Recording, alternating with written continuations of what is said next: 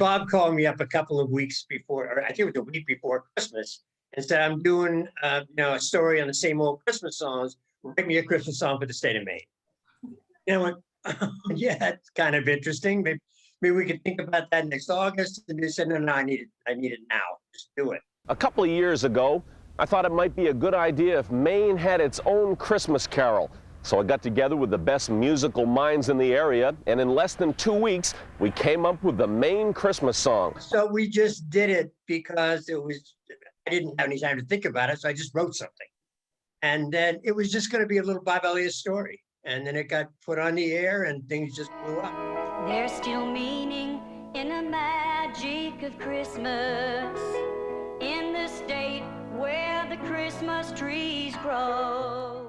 While the Maine Christmas Song is part of the rotation on local radio stations this time of year and is assigned to school children all over the state in music class, It's a spirit of sharing, giving and caring, and taking grace upon a neighbor's home.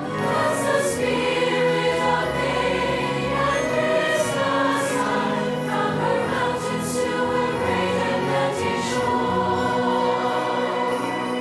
it had another quick bump in popularity when the song turned 30, and we here at News Center Maine teamed up once again with Con Fulham to record a new video enlisting the help of its original vocalist, Melinda Liberty, and some of the original backup singers like our own Pat Callahan. When Bob Elliott asked you to do something, you play along because it was going to be fun. You didn't know if it was going to be any good, but you're going to have a good time doing it anyway. As a Maine kid very familiar with the song, I was pumped to be a part of it, much like McSee Books founder Stephanie Mulligan was when she decided to turn the song into a picture book. Ever since I was a little girl, whenever I heard this song, I would, like many, get the warm fuzzies, and a lot of nostalgia is hooked to that. At Otisfield Elementary School, we performed it and we did sign language. It always stuck with me. 2 winters ago, my mom and I were listening to it in the kitchen.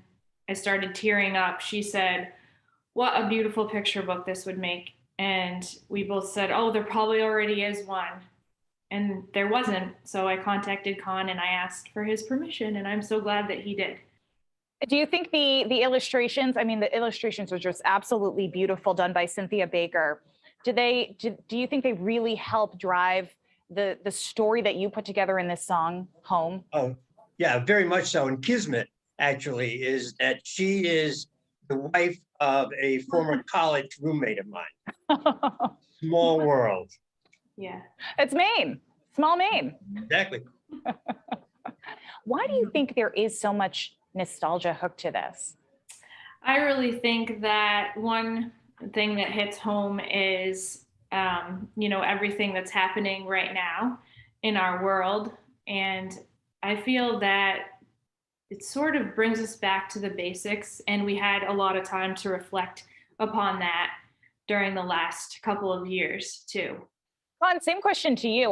We joke that this was put together so quickly so many years ago, but why do you think that it just hit a chord with people?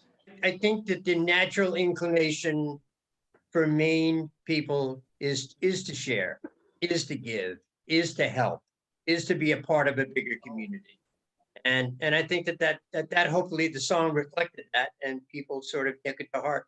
When Stephanie came to you with the idea of the picture book, were you excited? What's sort of been your involvement in this process? I was gobsmacked. It sounded. I would never in a million years have thought to do something like this. And when she presented the opportunity, it was great. It was wonderful. I'm thrilled. You've included the lyrics to the song, sort of the musical notes to the song in this book. What do you hope that young Maine kids take from this picture book as they're reading through it, as they're hearing this song for the first time? I really hope that the conversations about giving and it's better to give than to receive and those sorts of things are talked about in every home. There's a lot of historical references there as well, and those conversations are instilled and preserved. Oh, look at this, like this is how we used to travel. And one of my things that I like to do at McSee Books is preserve the times in the past. And going forward, if we don't share stories from history, then our children, they will never know.